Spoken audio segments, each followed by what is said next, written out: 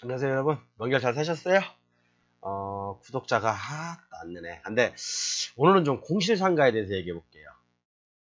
아이고, 네. 공실상가.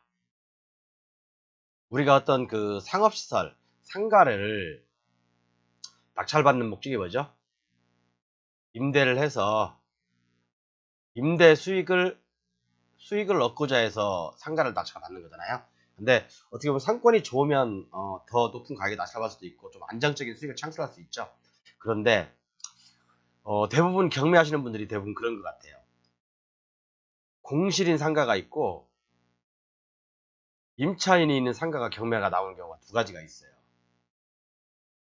그러면 대부분 임차인이 있는 이 상가를 많이 선호하더라고요. 그냥 뭐 예를 들어서 보증금 5천에 월 200 나온다. 근데 같은 평수라고 하더라도요. 같은 평수는 똑같다고 하더라도요. 했을 때 또 층수도 같은 1층이라고 했을 때 또는 같은 2층이라고 했을 때 이것은 공실이야. 이건 잘 안 떠들나 봐요. 대부분 요것만 경쟁률이 박터지라 좀 치열하죠. 그죠? 그런데 제가 봤을 때는요.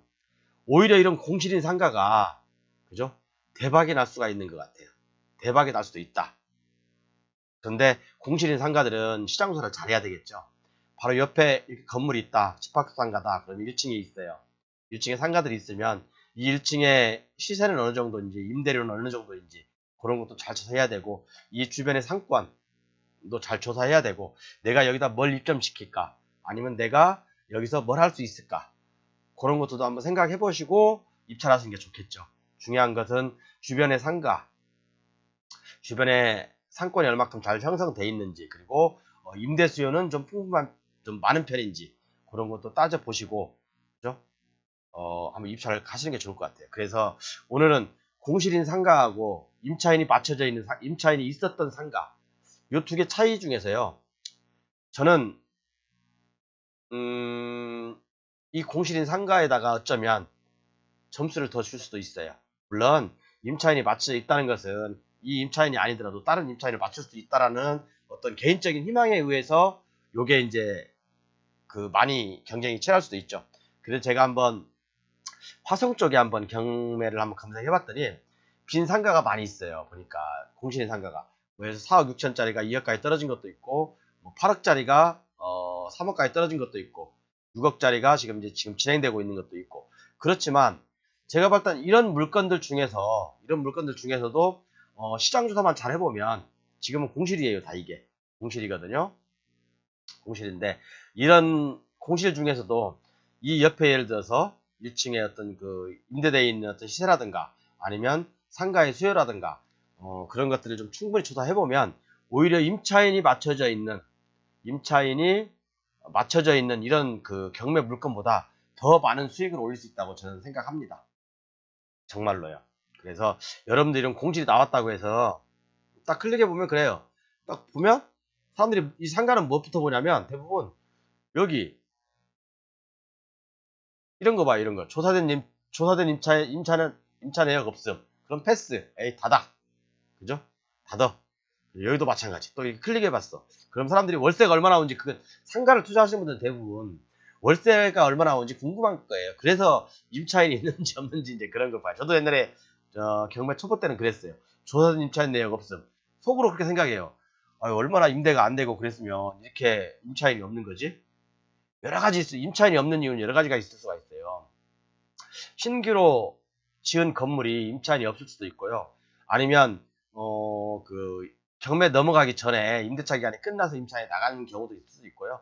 여러 가지 가능성이 있어요. 정말 그리고 이 지역에 상권이 안 좋아서 임차인을 찾기가 힘든 경우도 있을 수 있고 뭐 여러 가지 이유가 있을 수 있겠죠. 그렇지만 이런 새로 진 건물이라든가 아니면 기존에 임차인이 있었는데 뭐 경매가 들어가서 나갔다라든가 이런 것들은 어떻게 보면 상당히 뭐 나쁘진 않은 거죠. 나쁘진 않죠.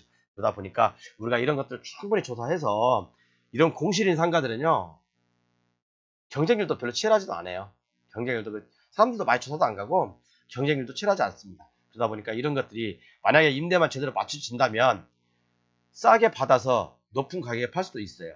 뭐 1, 2억 정도는 뭐 우습게 프리미엄 붙이고도 팔 수 있겠죠. 임대만 임대조사를 확실히 한다면 임차인만 맞춰지고 임대가 정상적으로 된다라고 한다면요.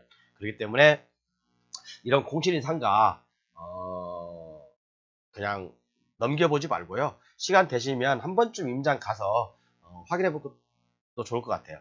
제가 그럼 한번 예를 한번 드려볼게요. 여러분들 깜짝 놀라실 수도 있어요. 이게 나오지? 이게 아닌데 죄송합니다. 어떤 물건이냐면 옛날에 있던 건데 비교를 서로 해보드릴게요. 제가요. 옛날에 한번 나왔던 물건인데 어느 분이 낙찰을 받았어요. 43389 43389 여러분들 한번 직접 비교해보세요. 이 물건이거든요. 이 물건인데 근린상가 건물 면적 118평이에요. 보십시오. 주소 잘 기억하고 계세요? 152-1 2층 207호예요. 자, 근데 요것은 4억 3천에 낙찰 받았어요. 4억에 낙찰 받았습니다. 자, 밑으로 좀 내려볼게요. 여기는 임차인이 있어요. 어디 갔어? 응?